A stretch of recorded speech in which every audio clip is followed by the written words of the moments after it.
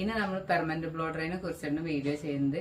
ഒരുപാട് പേർക്കുള്ള ഡൗട്ടാണ് permanent blow dry എന്താണ്, അതിന്റെ ആഫ്റ്റർ കെയർ എന്താണ്, എത്ര ലാസ്റ്റ് ചെയ്യും, അങ്ങനെയുള്ള ഒരുപാട് ക്വസ്റ്റ്യൻസ് ഉണ്ട്. അപ്പൊ അതിനുള്ള ഒരു ഉത്തരമായിട്ടാണ് ഇന്നത്തെ വീഡിയോ. പെർമനന്റ് ബ്ലോ ഡ്രൈ നമ്മൾ ആദ്യം ഹെയർ അവർ കസ്റ്റമൈസറായി കട്ട് ചെയ്ത് കൊടുക്കും. പിന്നെ വളരെ തിൻ ഹെയറിൽ ചെയ്യാറില്ല കേട്ടോ. പിന്നെ അതുപോലെ ഡാമേജ് ആയിട്ടുള്ള ഹെയർ നമ്മൾ ഇതിന് മുന്നേ കളറിങ്, പിന്നെ സ്ട്രൈറ്റനിങ്, സ്മൂത്തനിങ് ഒക്കെ ചെയ്ത ഹെയർ ആവുമ്പോൾ നമ്മൾ അവർക്ക് ബോട്ടോക്സ് അല്ലെങ്കിൽ സിസ്റ്റിൻ ട്രീറ്റ്മെന്റ് അല്ലെങ്കിൽ കെരാറ്റിൻ അങ്ങനെയുള്ള പ്രോട്ടീൻ ട്രീറ്റ്മെന്റ് ആണ് സജസ്റ്റ് ചെയ്യാറുള്ളത്.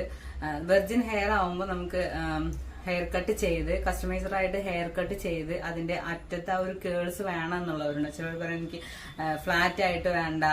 അധികവും പെർമനന്റ് ബ്ലോ ഡ്രൈ സജസ്റ്റ് ചെയ്യാറ് അതുപോലെ ഫ്രീ ഹെയർ ഇടുന്നവർക്കാണ്.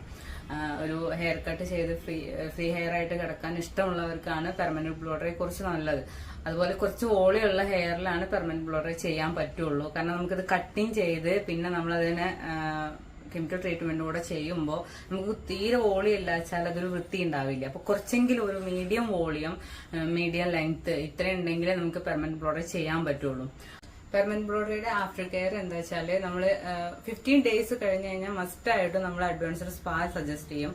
അതുപോലെ തന്നെ മന്ത്ലി സ്പാ ചെയ്യുന്നത് മോർ ബെറ്റർ. അതുപോലെ ഷാംപൂ ചെയ്ത് weekly 1 time hair mask use ചെയ്യണം. അത് നമ്മൾ ലോറിയലിന്റെ ഹെയർ മാസ്ക് ആണ് സജസ്റ്റ് ചെയ്യാറ്. ലോറിയലിന്റെ എക്സ്റ്റെൻസോ എന്നുള്ള ബ്രാൻഡാണ് സജസ്റ്റ് ചെയ്യാറുള്ളത് ഷാംപൂ ഹെയർ മാസ്കും. അതുപോലെ തന്നെ എക്സ്റ്റെൻസോന്റെ സെറും. ഫസ്റ്റ് നമ്മൾ ഷാംപൂ ഡയലൂട്ട് ചെയ്ത് യൂസ് ചെയ്യുക. അതുപോലെ വീക്കിലി 1 ടൈം ഹെയർ മാസ്ക് ഇട്ടിട്ട് ഒരു 10 മിനിറ്റ്സ് നമ്മൾ മാസ്ക് ഇട്ടതിന് ശേഷം ഫിംഗർ ടിപ്പ് മസാജ്, നമ്മളെ കൊണ്ട് പറ്റുന്ന ഫിംഗർ ടിപ്പ് മസാജ് കൊടുത്തതിന് ശേഷം വാഷ് ഔട്ട് ചെയ്യുക. അതിനുശേഷം ടവൽ ഡ്രൈ ചെയ്തിട്ട് ഒരു 80% ഡ്രൈ ആയ സമയത്ത് നമ്മൾ സെറം അപ്ലൈ ചെയ്യുന്നു. എന്നിട്ട് നന്നായിട്ട് കോംബ് ചെയ്യുന്നു. ഇത്രയാണ് നമ്മൾ ഒരു ഷാംപൂയിങ്ങിന്റെ പ്രോസസ്സ് വരുന്നത്. അതുപോലെ മന്ത്ലി സ്പാ കൊടുക്കുക. പിന്നെ നമ്മൾ 1 മന്ത് കഴിഞ്ഞാട്ടേ നമ്മൾ ഓയിൽ യൂസ് ചെയ്യുള്ളൂ. അപ്പൊ എല്ലാ ദിവസവും ഓയിൽ യൂസ് ചെയ്യുന്ന ആളുകളാവുമ്പോൾ അവർക്ക് പെട്ടെന്ന് ഓയിൽ സ്റ്റോപ്പ് ചെയ്യുമ്പോൾ തന്നെ അവർക്ക് നല്ല ഇച്ചിങ് ഉണ്ടാവും, സ്കാൽപ്പ് ഡ്രൈ ആയ പോലെ തോന്നും, ഒരു തണുപ്പില്ല, എനിക്ക് നല്ല ചൂട് ഫീൽ ചെയ്യാണ്, അങ്ങനെ ഒരുപാട് പേര് പറയാറുണ്ട്. കാരണം അവർ ഡെയിലി എണ്ണ ഇടുന്ന ആൾക്കാരായി. അപ്പൊ അവർക്കൊക്കെ എന്താ വെച്ചാല് നമ്മള് വീക്കിലി ഹെയർ മാസ്ക് അപ്ലൈ ചെയ്യുമ്പോൾ ആ ഒരു ഡ്രൈനെസ് പോയി കിട്ടും. അതുപോലെ തന്നെ ഡാൻഡ്രഫ് വരുന്നതും ഒക്കെ നന്നായിട്ട് കുറയാറുണ്ട്. കാരണം നമ്മുടെ സ്കാൽപ്പ് നല്ല ഡ്രൈ ആവുമ്പോഴാണ് ഡാൻഡ്രഫ് ഒക്കെ വരുന്നത്. അപ്പോൾ അതിനും കൂടി ബെറ്റർ ആണ്. അതുപോലെ നമ്മൾ മന്ത്ലി സ്പാ കൊടുക്കുക, സെറം അപ്ലൈ ചെയ്യുക. ഇത്രയും ചെയ്താൽ തന്നെ ആഫ്റ്റർ കെയർ മതി.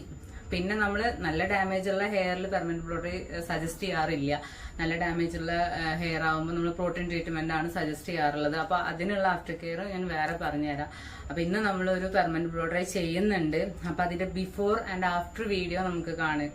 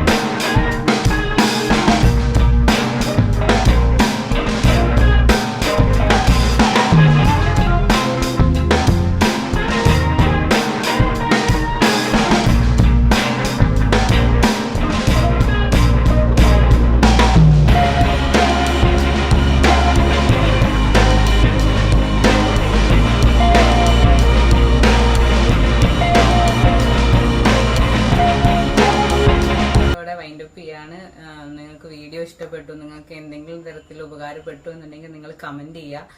അതുപോലെ വേറെ എന്തെങ്കിലും ട്രീറ്റ്മെന്റിനെ കുറിച്ചിട്ട് നിങ്ങൾക്ക് അറിയാൻ ഇൻട്രസ്റ്റ് ആണെന്നുണ്ടെങ്കിൽ നിങ്ങൾ കമന്റ് ബോക്സിൽ കമന്റ് ചെയ്യുക. അപ്പൊ നമ്മൾ വീഡിയോ ചെയ്യുന്നതായിരിക്കും. എല്ലാവർക്കും വീഡിയോ ഇഷ്ടപ്പെട്ടിട്ടുണ്ടെന്ന് വെച്ചാൽ അടുത്ത വീഡിയോ ആയിട്ട്, അടുത്ത ടോപ്പിക്കായിട്ട്, അടുത്ത ടിപ്സും ആയിട്ട് ഞാൻ വരുന്നതായിരിക്കും. അപ്പൊ ബൈ.